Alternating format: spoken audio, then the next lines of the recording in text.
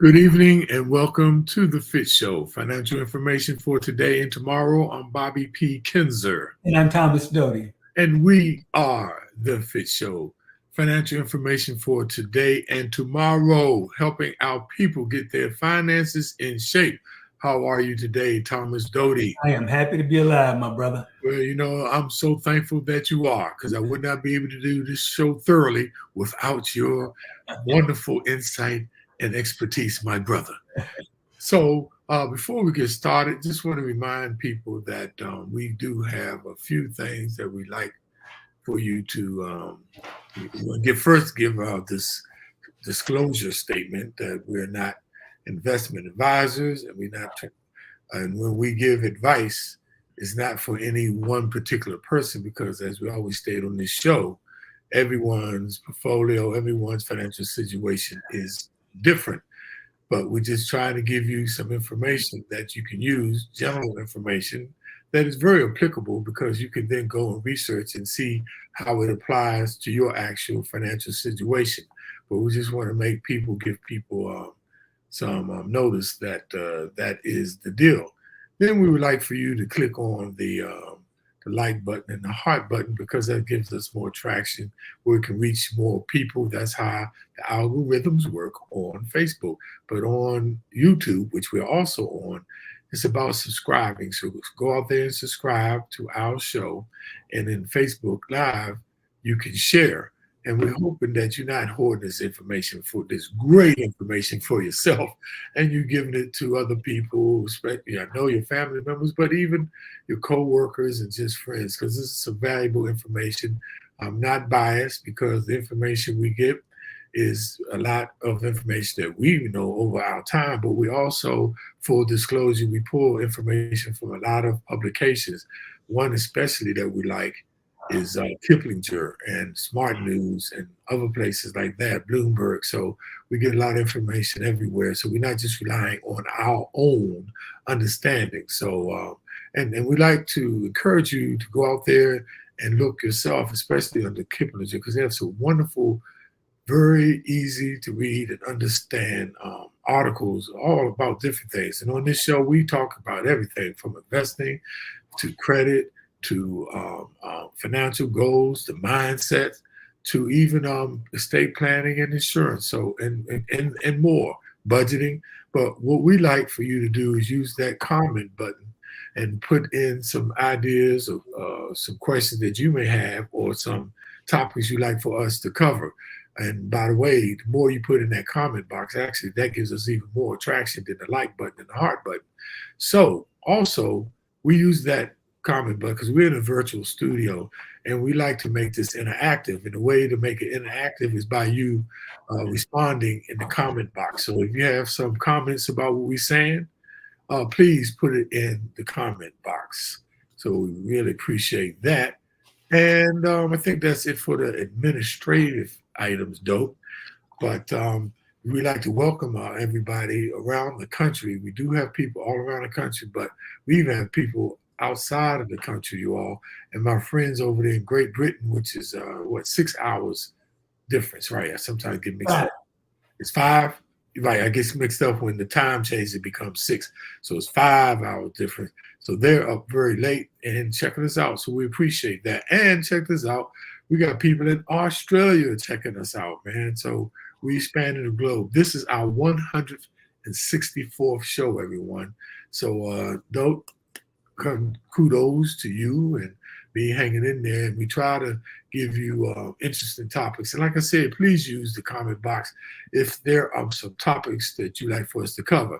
In particularly, let me tell you, today, there are a lot of people wanting to know about credit freezes. And we're going to talk about that before we get into the meat of our show today, which is determine your risk. You know, are you underestimating, overestimating how much risk you are able to assume? And we want to talk about that because we know in our community, a lot of people struggle with risk. And with risk, there's reward. And we want to just try to give you some information and try to help you understand and deal with taking risks. But hey, Bob, and to add on to what you're saying, some people don't struggle with it, but they have difficulty investing because they don't deal with it. Role risk plays in investing, and that's kind of what we're going to talk about. And Dope, can you please repeat that again? Because you was frozen the whole time you were talking. Oh, yeah. Just to add on to what you're saying about risk, a lot of people don't really acknowledge the importance of it. And so they kind of ignore it and end up just reacting as opposed to understanding their risk and making decisions within their own particular risk tolerance. And you always say, well, knowledge is power. You understand about risk and how you should decisions you make. Hey, Dope, do me a favor. What? You need to go out and come back because you keep locking really extensively. So I'd like for you to. Okay, let me try it. I'll go out and come back. Yes. So with that, you all, while Dope is tackling this administrative, technical, should I say, issue, like I said, Dope makes a very good point. You know, some people struggle with, some people don't struggle with it at all because they just don't take any, they don't take any risk at all. So, and that's what Dope was actually talking about. Can you finish what you were saying, Dope? I'm sorry. Oh, no, I was clear. Wow. Is it better now? Oh, way better. Yeah, you had mentioned that people don't. I forget the exact words you said, but my point is that I don't think in some cases people even acknowledge the importance of risk in their decision, and they end up reacting, but not having taken into account how risk affects their decisions. And if you can understand your risk tolerance, that's going to help you make decisions that you're more comfortable with, that you can sleep at night with, and that work for your own particular situation. So that's what we're going to be talking about today's topic. But as we always start, the top of the show, our favorite around the world, favorite topic to start off with is the stock market. Everybody's always waiting, Dope, because you are the stock market telegrapher, telepathic. Tell us what happened today. Hey, it was a crazy day on the street today. The Dow actually set a record, but the Nasdaq took a killing. I won't say took a killing, but it went down, and there's a bunch of reasons for that, and we'll go through it as we look. You can see the S&P is pretty much flat versus last week. Nasdaq's down about 0.5%. And some of my holdings, Microsoft's down a little. Tesla took a hit. Apple's up. Apple's been going pretty strong, and a lot of that's coming from the AI influence. Pfizer's flat. NVIDIA's down 6%. And that's interesting because they announced earnings yesterday. And as crazy as it is, they actually beat Wall Street's estimates of what their sales and revenues, sales and earnings were going to be. They beat the estimates. But because in the past, they have been beating the estimates by such large margins, they didn't beat the estimates by as great amount as was expected. And I don't even know if that makes sense. So the estimates came in higher than, the actuals came in higher than the estimates, but it didn't beat it by enough to give confidence that everything going forward is going to be great. And they're coming out with a new chip. There's some hardware and manufacturing problems going on there. So it's a couple of things going on there. If you look at NVIDIA, it's up 157% this year, which is crazy. And now you look at what the Fed is doing, it's planning to cut interest rates. So I think some people are taking some money off the table. I think that's kind of makes sense if you made a whole lot of money, because with interest rates going down, that's going to be a small shift in where you can make money. So there's a couple of things going on there. It's grown so much that you wonder how much growth is there in the future. And the fact that interest rates coming down is going to create some other opportunities in some other areas of the market. So I think that's what's going on with NVIDIA. And the tech stocks overall. I think people have made a lot of money on the tech stocks. I know I have. And they're starting to look for other places that is going to have that great growth that the Magnificent Seven has given over the last year and a half. And you can see Google's down slightly. Google's got some things going on the regulatory side. It's going to have to play out before we see how they do. But all in all, nothing unexpected, nothing crazy. I think everything's going to go back to a steady increase. We'll see. We get some inflation numbers tomorrow. And as long as they're in line, there should not be any big drops in the market. But we'll see how that goes because you just never know what's going to happen. So as we always say, just hang in, play the long game, and you'll be fine. And don't panic. Please don't panic. Though I want to give a little clarification in case some people don't understand when they look at these numbers at NVIDIA, especially if you look at these numbers a year ago, you go, "Way, it's down." But NVIDIA had a stock split, and at the time that was $1,200 a share. So that's where the over 100% increase comes up for this year. If you look, just looking at these numbers, like, wait a minute, I got in NVIDIA when it split at 120. So for me, it's down by $2. But actually, that's not a word because. So what is the speculation on NVIDIA? Is it hold, buy, or sell? It's still a buy. It's still a fantastic company. It's the big dog in that market. People are steadily investing in AI, and I'm holding. One, I don't want to do with the capital gain, and two is I don't see anything else that I want to invest in right now. If I did so, I don't want to hold cash, especially with interest rates expecting to go down. So I'm comfortable with the volatility in NVIDIA right now. I'm still up over 10 times what I put into it. So I'm content to hold on, but I can understand why other people would take some of their gains and look for other ways to make money. I'm just not at that point yet. Right. So, so the name of the game, and let me explain a little bit what we're talking about. When you look at a lot of analyst reports, they'll have, they give you a report, buy, sell, or hold, and it's their predictions on what you should do with a stock. Obviously, if they're predicting that this is not going to do well, they say sell. If they think it's going to be doing well, even if it's going up, they'll say buy. And if it's like a position, a neutral position, they're not sure if some pending legislation or something that's getting ready to change that could affect it, they may tell you to hold. So that's just a little.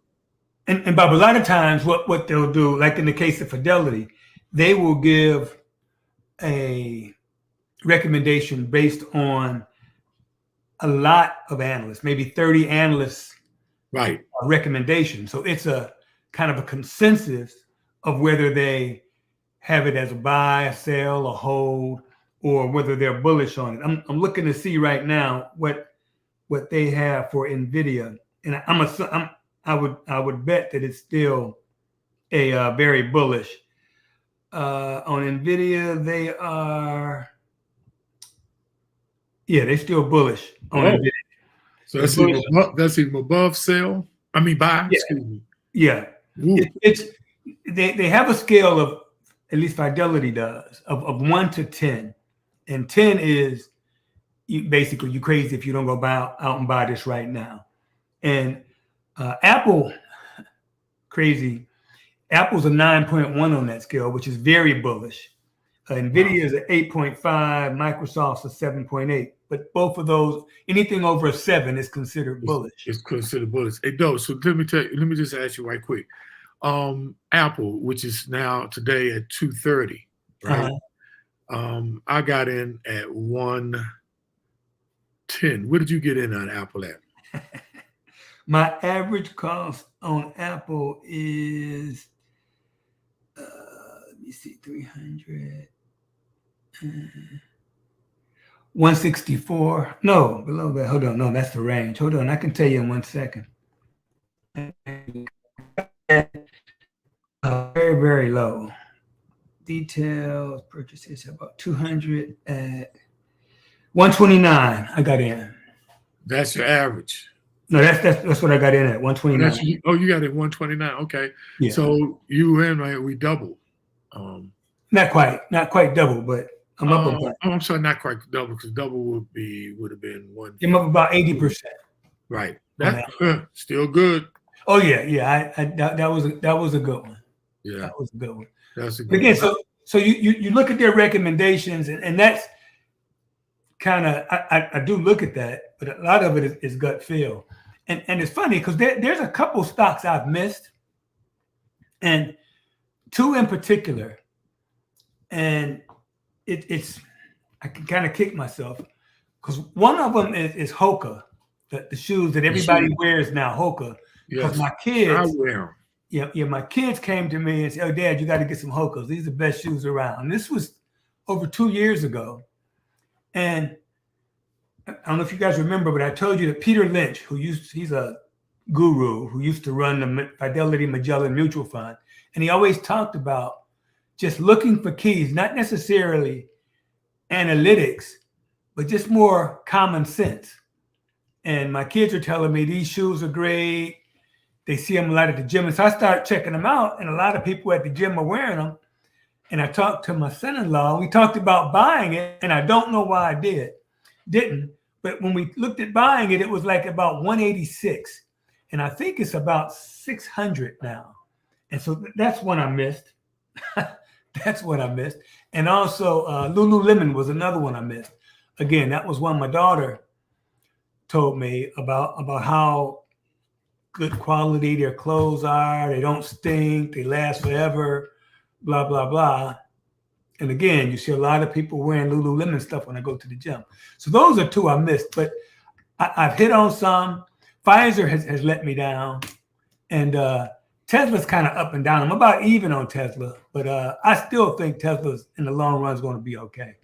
But again, if you want to buy, you can go to any of these websites or these brokerage firms. Go to Fidelity, Trade, Vanguard. Vanguard, Schwab, and they will have their recommendations, and they will give you their consensus opinions from all the analysts that they deal with on each particular stock. So you can use that as a gauge of whether or not you want to invest in a particular stock or not. Good stuff. And, nice topics is going to be important to that, because it's going to let you know how much risk that you're willing to take. So let's get into the cryptocurrency market right quick, dope. And it is down. down. The total market cap is down 60 million. That's 3%. But the Bitcoin is down almost 20%, though 19%. It's down over last week $1,000. The week before was 1,000. The week before that was 2,000. I don't know what's going on with the Bitcoin, though, because we hold that. We look at the top 10 and we try to stay there, you all. And all the other ones are down. And Dogecoin, though, believe it or not, was at the 10 position and moved up to the 9th. But look at what happened. It held steady. From last week, it was at 10 cents, and this week. So some of us cryptocurrencies must have did worse for it to move up and not have increase in value. So we know it's speculative. We know that. But be aware, ladies and gentlemen. This cryptocurrency at any time can explode or it can implode. Very good description, Bob. But it's on you how much you can take. And me and Dope, we in it for the long haul. Yeah. We holding for the long play. That's not everybody. But me and Dope see something on the horizon, because this is always was created for peer-to-peer buying, where to cut the middleman out, like the credit card people that charge at 3% that now people try to pass back to you. Cryptocurrency was going directly peer-to-peer, and you cut out the middle person. You can buy it with cryptocurrency. That was the whole premise, competing against the dollar. But so far, it has not too many people are using it, and retailers as what's the word I'm looking for? Actually, money to be used as fiat currency. Thank you, to be used. But this is what it's looking like. It's down, but tomorrow, who knows? Knowing how cryptocurrency is, it can be up tomorrow. So beware, but stay stay tuned. Yeah, we got to get rolling, Bob, so we can get people on that 9 o'clock Yeah, to see interview. No question. She's their first interview. They've been talking, and they're gonna come strong. They're gonna pull out everything. You know, they're gonna pull out some old stuff. So, though, let's talk about how to determine your risks. No, before we do, we're gonna talk about these data breaches, which we had a show a couple of weeks ago, and we talked about data breaches, and we talked about how you can freeze your credit. And I'm recommending, this is my own personal opinion, I think everybody right now, given the how expansive the last data breach was, I know I got something that said they had my social security number. So I made sure all of my credit reports are frozen, which means no one can open any new credit in my name because they can't access my credit file. Now, theoretically, I'm assuming that they can't, but right. No one can access my credit file. And I did it on the app. I did 2 of them on the app. And you can do Experian and Equifax. You can actually do it clicking a switch on an app. TransUnion, they tell you can do it, but when you try to do it, you get an error message that says, we're having difficulties. Please try again later. So I had to call. And I will tell you, when you call, they will ask you questions to verify that it's you. And you think those questions would be pretty easy. Oh, they get me every time. I miss one every time. Hey, those questions, they'll ask you like, which of these addresses you've never lived at? And they may give 4 addresses, and one of them, or they may give 4 that you never lived at, but you're sitting there thinking it. It's like taking a test in college. You're sitting there nervous with all these questions they ask. They'll ask you, you had a car loan that was between $300 and $400. Is that your car? And what type of car was it? And so be prepared for that. And they may ask about previous addresses. They may ask about previous lines of credit. So just be prepared. But there's no reason to have your credit files open unless you are actively seeking new credit. And it's so easy to lock your credit file. And if you decide to apply for a loan, unlock it. I think I told you when I signed up for the credit card from PNC because they were going to give me $300. They called me and said they couldn't access my credit file. I actually unlocked my credit file while the guy was on the phone. He checked it. I locked it back. They approved the credit card and I got my $300. But it's that easy to do. There's no reason to have your credit file open. It's just my own personal recommendation that you lock your credit file. So Bob's going to walk you through how to do that. And before you do, Bob, if you do it online, make sure you're concentrating on what you're doing because you're dealing with 3 companies that are trying to sell you stuff.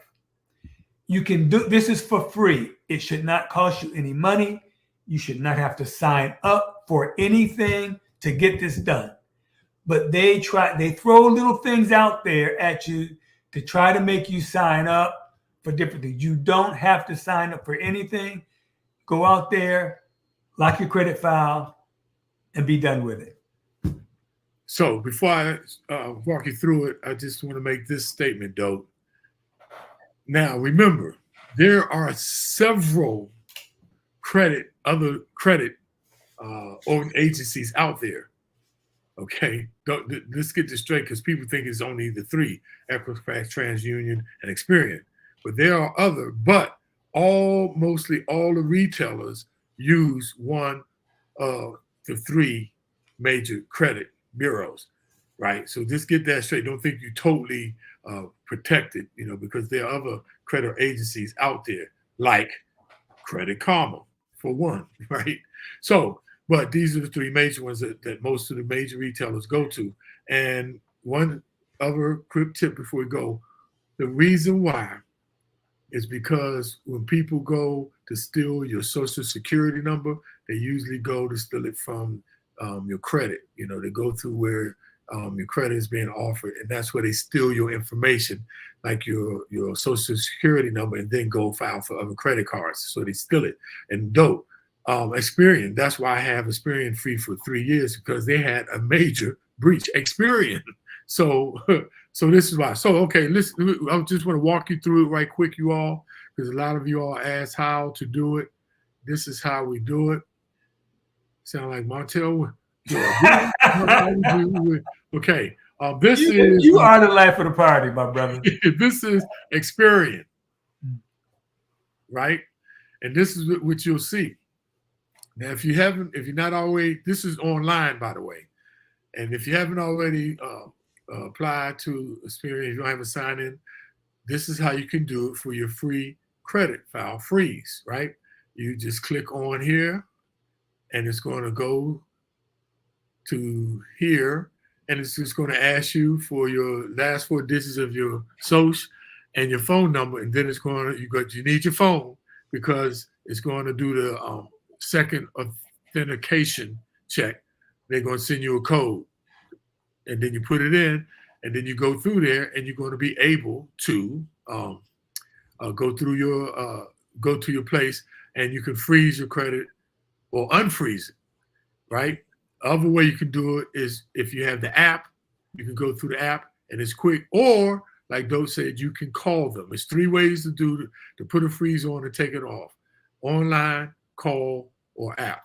Now that's where we at. We had Experian. What happened to? What happened? Okay, this is Equifax's, right? Yeah. Equifax, you go in, even if you haven't applied, to be a member of Equifax, right? You have this, and then you'll see place a security freeze. You click on that, and they're going to ask you more information. As you can see, the mobile number, they're going to get the code again. They want your whole social security number and your birth date. And that's how you get started. And then you will go in to them, and they're going to take you through this. And there's going to be some things they're going to ask you. But this is how it. You're back to Experian, Bob. Oh, yep. Didn't mean to go back there. Sorry. Okay. There you go. Yeah. I'm sorry. This is going to ask you, what you need to know. The credit account. If you're under 18, there are other ways to place a security. What is a security freeze, and how do you place a freeze? Like the things I told you. So, they're the things, and how it works. Like I told you, you go to Credit One. You can go online, call in, or go to the app. So, no, with that, if y'all have any questions. If I mentioned TransUnion, you have to call. Right, that's right. TransUnion, for now, you have to call. Right. So do that. But remember, y'all, it's just as easy as turning it on and off yourself or calling them. So if you're looking for a car loan or mortgage or student loan, family student loan, parent loans, you would have to go out there and unfreeze it. As soon as you let them go through and check, you can put it right back on, y'all. This is one of the safest places to secure your information, because I'm telling you, it's not much you can do to stop them, but you can try to prevent them. Yeah, and I'm just going to say 2 things. I know we beat this to death.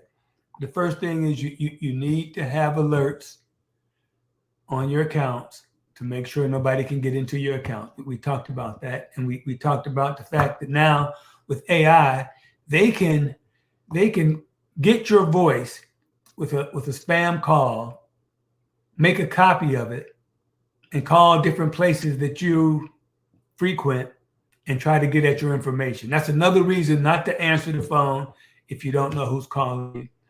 And the other thing I say, this is just Thomas Doty's editorial. And I like to think of myself as being an average guy. But the one thing I do well, and I will pat myself on the back, is I make the layups. I do the simple things. I make the layups as far as setting alerts up, having ID monitoring, freezing my credit lines.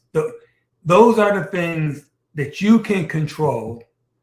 And if you make the layups on most things in life, it's just like when you work. You show up on time. You do what you're supposed to do. Those are the layups. And the same thing with your credit and keeping on top of things. You got to make the layups. You got to do the basic things to keep yourself safe. Because as Bob just said, you can't prevent it 100%, but you can at least make it difficult, and you can minimize the damage if you just do the little things like make the layups. That's it. That's a good one, though. Come on, make it easy on yourself, y'all. You don't have to be no finance major to do some of this stuff. So, though, let's get into, hey, man, why do we as black folks just struggle with taking risks, man? But let's talk about it, though. And the reason, Bob, I think most people either overestimate or underestimate how much risk they're comfortable with. And a lot of times you ask yourself what you're comfortable with, and it's so easy to say one of the two extremes. Oh, I'm okay with taking risks, or I don't want to take any risks. And the truth is usually somewhere in between. And if you make the wrong decision, you can be very uncomfortable with that decision, or you can put yourself in a bad position financially. So you have to sit down and think about how much risk you're really comfortable with, how much money you I don't want to say that you can lose because you never plan to lose money, but how much money you're willing to lose given the rewards that you're seeking.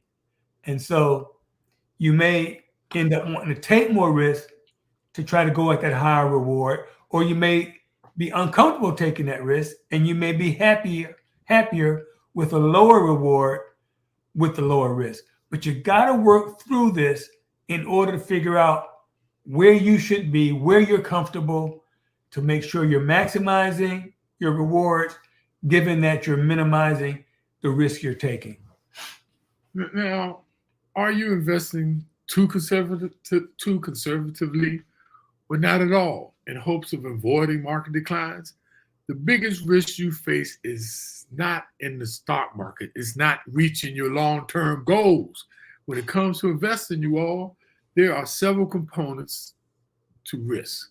Understanding them can help you get greater confidence, help you to get better returns, and to take the appropriate and necessary risks to reach your goals. Typically, investors, though, tend to focus on how much money, they can make in the market instead of thinking about the risk, like reaching for the yield, trying to get the greatest yield, but they ended up with the greatest risk without considering how much additional risk they are accepting by going for the bigger yield, the biggest percentage return. Now, your plan, because of this tendency of people that chase yields, the market risk is something to be mindful of as you plan for your retirement. So think about how to build your portfolio. And this is one of the first things we need to understand is the whole concept of risk. Yeah, and let's talk about it, Bob. It's three main areas of risk, okay? The first one is risk tolerance. Now, that describes your emotional comfort with risk, how comfortable you are. So knowing your comfort level with risk can help you avoid some emotional investing mistakes, such as chasing, past performance. So you have to gauge your comfort with risk, because if you don't, you probably won't reach your long-term goals. You may end up abandoning your strategy or making short-term decisions. So if you have a financial advisor you're working with or someone else you can talk to, they can help you gauge your risk level. And so you can get your risk tolerance in the right place. Now, most people understand the concept of risk tolerance, but there's another component, which is risk capacity, which is different. Now, risk capacity is basically your ability to handle risk, meaning your investment time horizon is often one of the biggest determining factors. For example, if you're younger, you have a longer time to make up for potential declines and could, reasonably handle more volatility. If you retired, however, you are probably less financially able to handle stock market declines. And that's the capacity. How much risk can you take depending on the goals and the time horizon you have? Different than tolerance, which is emotional. And so that brings you to the third is required risk. And that tells you how much risk you need to take in order to reach your goals. So the higher the return you need, the more risk you have to take. And a lot of times there's a gap because everybody wants the high return, but nobody wants the high risk. So you have to understand that gap and make some important decisions in order to get it to a point where you're comfortable with the amount of risk you're taking, given the amount of return you're seeking. That's important though, because that one is a little bit more trickier than the other two, man, and that's so important. Now, the next one though is it's pretty natural for people to consider when they're looking at taking risks as percentage. Like they say, oh, your portfolio increased over 5 years by 5%, over 10 years by 7%. And it's thinking in terms of dollar signs. When you focus on risk management, one good way to approach it is by thinking of your portfolio in actual dollars instead of thinking about percentages. Now, it's often better to think about the actual monetary amount of your assets. For example, it is easy to say, I'm comfortable with losing 10% of my portfolio. But what kind of abstraction can get in the way of an effective risk management by masking the true impact of market fluctuations? In other words, instead of thinking of terms of percentages, let's define how much you're willing to lose in an actual dollar amount. And I tell you, that sort of resonates a little bit clearer to people. Now, this makes it more real when you start talking about actual dollars. For instance, how many of us are willing to say, I'm comfortable with losing $50,000? And that's certainly more different and far fewer of us than us willing to say, I'm comfortable with losing 10%. So you get the concept, right? It's all psychological. We talk about mindset a lot, but thinking about your risk tolerance in terms of actual dollars can help offer a more clarity and guidance as you start managing your risk. Yeah, and it may help you to break your portfolio into two parts.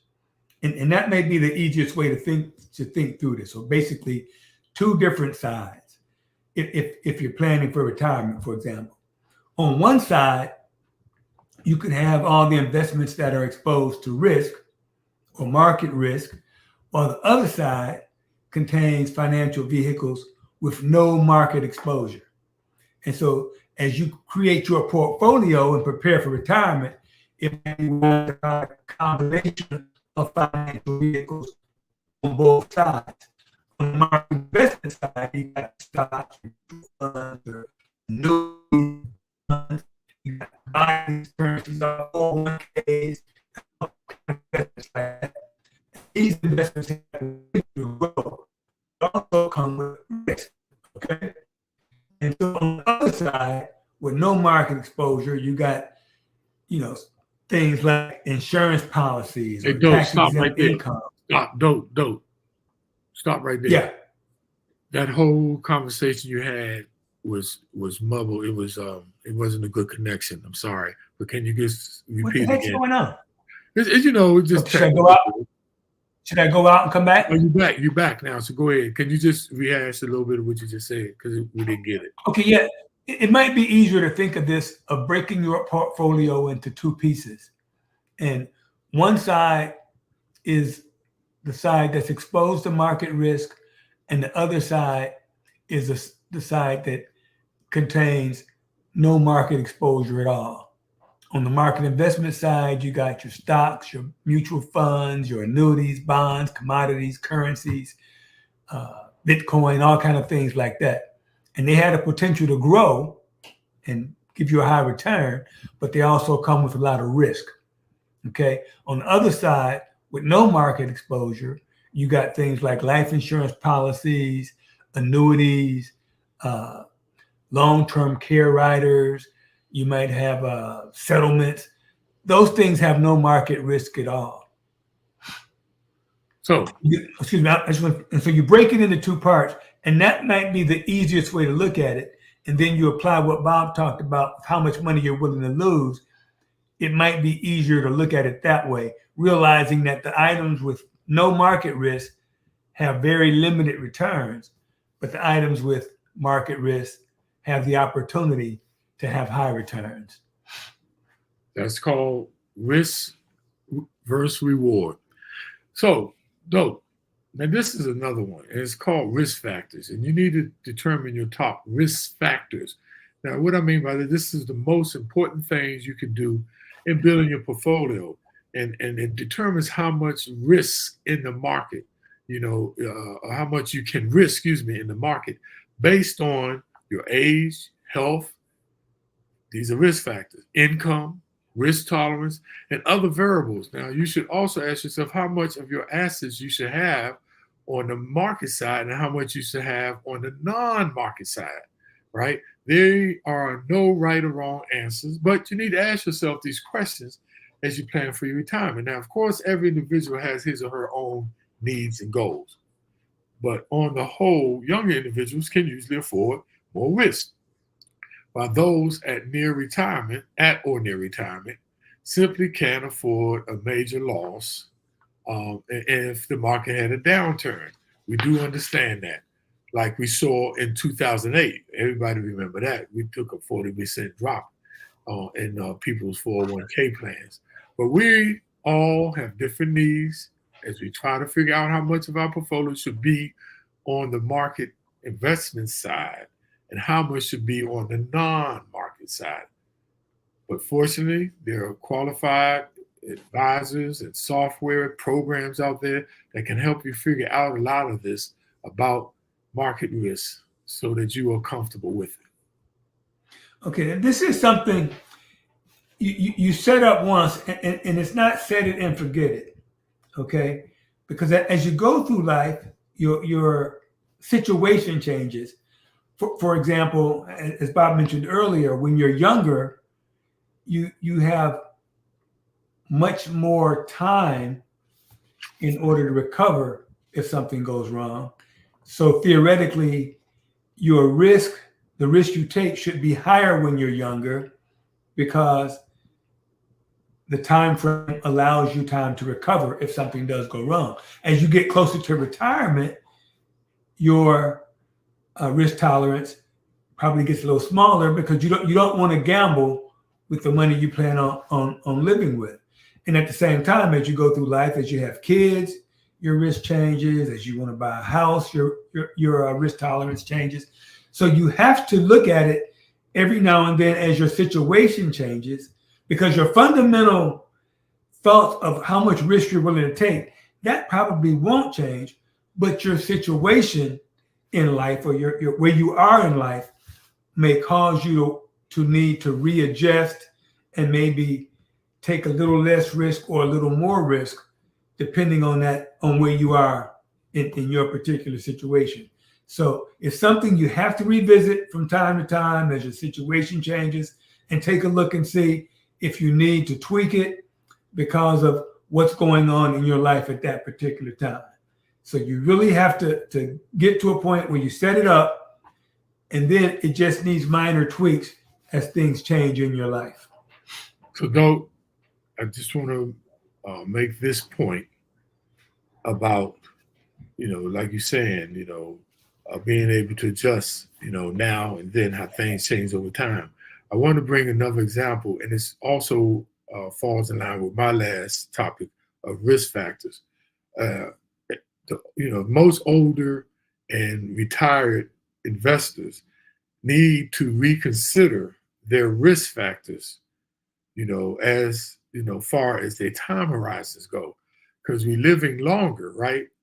So now you will have way more time for your money to work for you, as opposed to when they used to say 70 years old was about the time that you go totally safe and conservative. Nah, we're living now to like 85 and 88, and some people to 100. And that means, it don't mean you need to take a lot more risk, but you can take more risk than traditionally, meaning, to get a little higher return and So by you living longer, that means you have more time for your money to work for you. So just If I be scaring me, way back years ago in a management class, they asked me to, actually draw your lifeline. yeah. I think I was like 24 years old, and I drew it out to 70. I'm thinking, man, if I get 70, I'll be good. Well, you asked me to draw it now, I'm gonna make it 130, right? You're a little bit short, but that's what I'm saying. So, those are other risk factors we do need to consider, you all. So, as y'all know, this risk, how much risk you're willing to take, is so important. As Doe said, it's not just about you being risk adverse, because some people, if you're trying to reach a certain goal, in order to get it, you have to, it's just invariable that you take a little bit more risk, because other than that, the numbers will not work in your favor if you take too conservative, staying in a savings account, giving less than 1%, for example. So that's why this conversation today was so important, y'all. So Doe, let's go to the summary and takeaways so we let people get to the interview. And I will start it off, though. So our first summary takeaway is know your risk tolerance. That's the emotional component. Remember, knowing how much you emotionally can stand. What will let you sleep good at night? You know what I mean? I know you might want a 25% return, but if the risk is so high and you can't sleep at night, maybe you need to tone it down a little bit and be a little bit more conservative. But only you know what that is. So know your risk tolerance. Okay, you got to know your risk factors. Okay, you have to understand where you are in life, where you should be as far as risk, as far as how risky you should be. If you're close to retirement, you probably want to be a little less risky. If you're younger, you probably want to be a little more risky. If you've got some money to I don't want to say play with, but if you have some extra cushion, you might want to take that and be more risky. But know what your risk factors are. It's not going to be the same for everybody, because nobody's situations are identical. But know what your risk factors are. The next is your risk tolerance can change. Over time, some people get a little bit more sensitive. Some people get a bit more aggressive. But the point is, it does change over time. Just like your opinions and your perspectives and beliefs changes over time, none of those absolute. Your risk tolerance is not absolute. It's changed. But the thing is, you need to understand that change. And finally, you have to find that sweet spot. And that sweet spot is the point where you are exposed with the opportunity to make high returns, and you're willing to accept the level of risk that goes along with that opportunity to make that high return. Because we always say there's that risk versus reward balance. And the more risk you take, the higher your returns. The less risk you take, the lower your returns. You have to find where you're comfortable and you're maximizing your particular situation at a level that you're comfortable with the risk that you're assuming. So with that summarizes our determine your risk subject for today. Right quick, we want to close out with our roll call. Maddie Ford, happy birthday, Maddie. Thank you for being with us on your birthday. That's very special that you took Happy birthday. your birthday, Maddie. FDIC's finest. Thank you, Maddie. And the great Rodney L. Madison Sr., thenotexperience.com. Go out there to find out another investment alternative in holding mortgage notes, which is a very interesting concept. And I got all three of my sisters, Doe, Linda, Nolia, Gloria. You know what? That's what my father used to call us, man. He used to call all seven of our names. Mommy, no, and all of us would try to we hear them. So they know, I know they're laughing now.